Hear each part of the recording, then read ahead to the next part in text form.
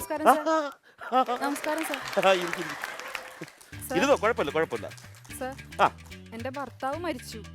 അയ്യോ സോറി മോനെ, ഞാൻ കല്യാണം കഴിച്ചു പോയി. 2 പിള്ളേർ.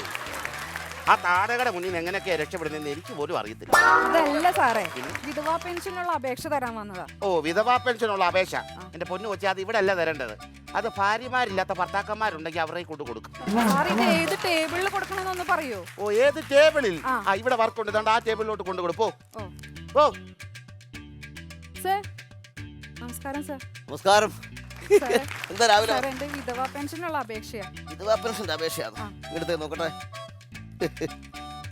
കണ്ണാടി എന്ത് വെള്ളെടുത്തായോണ്ടേ അതും വെള്ള പേപ്പറിൽ എഴുതിക്കൊണ്ടൊന്ന് വലിയ പാടാ വായിക്കാൻ. ആ പേര്? അമ്പിളി. ഭർത്താവിന്റെ പേര്? അമ്പിളി. ഇയാളെ തന്നെ കല്യാണം കഴിക്കുമായിരുന്നു? അല്ല, എന്റെ ഭർത്താവിന്റെ പേര് അമ്പിളിക്കുട്ടൻ. ആഹാ. വീട്ടുപേര്?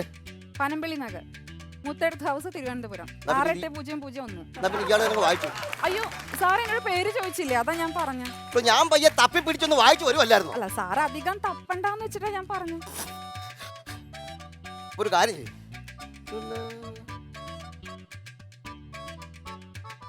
ഓയേ എന്താ സാറേ? നീ വന്നടാ.